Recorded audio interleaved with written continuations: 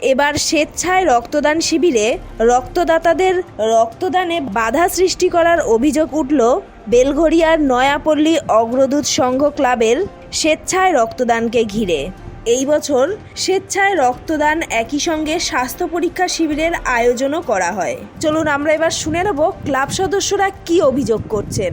50টা club সদস্য আমাদের সাথে। তা আজকে দেখা যাচ্ছে কিছু লোকজন পাড়াতে প্রত্যেকটা বাড়িতে ঘোরাঘুরি করছে এবং কি ক্যাম্পিং করছে আমরা বুঝতে পারছি না। তবে আমাদের যে প্রত্যেকবার লোক হয় সেই পরিমাণ আজকে লোক হয়নি এখন পর্যন্ত।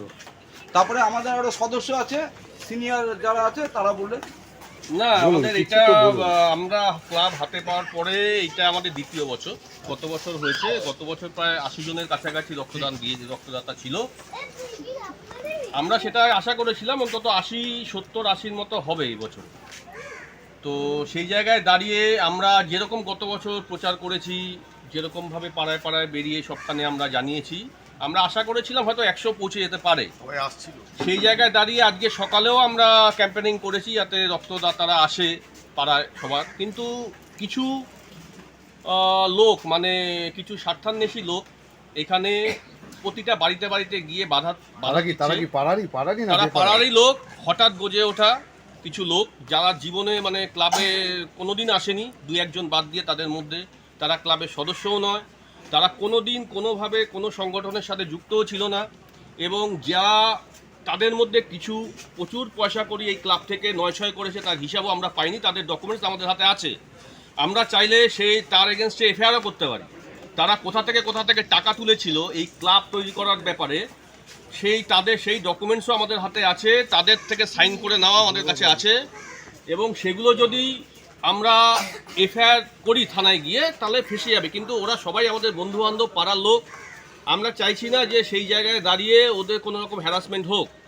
কিন্তু প্রতি পদে প্রতিক্ষণে ওরা বিভিন্নভাবে বাধাদান করছে, বাড়িতে বাড়িতে গিয়ে ক্যাম্পেনিং করছে নাকি দুর্গাপুজোর হিসাবটা আমরা দিইনি, অথচ 2 দিন আগে হিসাব ওখানে টাঙিয়ে দেওয়া হয়েছে। জীবনে আজ পর্যন্ত 58তম বর্ষ দুর্গাপুজো, এই 58তম বর্ষে কোনো দিন এইভাবে 2 দিন আগে জেনারেল মিটিং হওয়ার 2 দিন আগে আমরা মানে কেউ টাঙাইনি, কোনো সেক্রেটারি হোক বা কোনো কমিটি হোক, আমরা সেটা টাঙিয়ে দিয়েছি। এবং অদ্ভুতভাবে সেই ব্যানারে আমার নাম দেওয়া আছে, পুষ্পেন সরকার। আমাকে সেই কোনো কথা বলছে না, তারা আশেপাশে অন্যান্য লোককে ধরে তাদেরকে থ্রেট করছে, তাদেরকে ভুল বোঝাচ্ছে, বলছে হিসাব ভুল হচ্ছে, ওরা অনেক পয়সা মেরেছে। তোমরা 23 তারিখে ওরা একটা মিটিং ডেকেছে, আমরা জানি না কেন ডেকেছে। সেখানে আমরা কেউ উপস্থিত থাকবো কি থাকবো না আমরা আলোচনা করব, আমরা এখনও সেটা আলোচনার মধ্যে আনিনি। কিন্তু যে জিনিসগুলো করছে আমরা উচ্চ জায়গায় আমরা জানিয়েছি, আমরা থানায় জানিয়েছি, থানা থেকে আমাদের সাপোর্ট দেবে বলেছে, মণ্ডলে জানিয়েছি, লোকাল পার্টি অফিসে জানিয়েছি। নতুন সরকারের কাছে আমার সম্পূর্ণ আস্থা আছে। নতুন সরকার আমাদের অনেকভাবে হেল্প করেছে, একদমই বলবো না নতুন সরকার আমাদের বিপক্ষে কোনো কথা বলেছে, ওরা বিভিন্নভাবে হেল্প করছে। এবং আমাদের একটা অ্যাডহক কমিটি নতুন সরকার তৈরি করে গেছে, সেখানে আমরা 4 জন অ্যাক্টিভ আছি, আর আমাদের সাথে আরও 40 জন ছেলে আছে। কিন্তু ওদের 3 জন আছে, ওরা 3 জন ক্লাবে পা মারায় না, আর প্রত্যেকটা কাজে বাধা সৃষ্টি করছে 3 জন।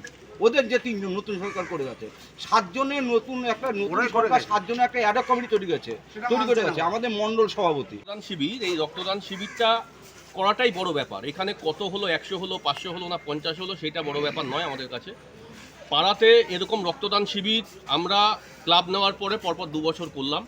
তার আগে অন্যরা যারা ক্লাব চালিয়েছে তারা একবারের জন্য রক্তদান শিবির করেনি, কোনো রকম সামাজিক অনুষ্ঠানের সাথে তারা করেনি। তারা বিভিন্নভাবে পয়সা তুলেছে, তারা বিভিন্নভাবে থ্রেট করেছে।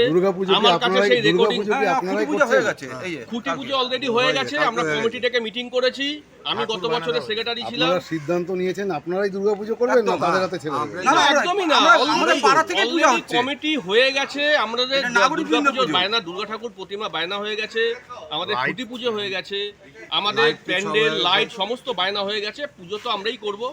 এবার যারা অশুভ শক্তি যারা আছে তাদের সাথে আমাদের মোকাবিলা করতে হবে, এবং আমাদের আস্থা আছে সম্পূর্ণ প্রশাসনিক দিকে আমরা সাপোর্ট পাবো, কারণ আমরা কোনো 2 নম্বরই কোনো খারাপ কাজ করিনি, এটাই বলবো।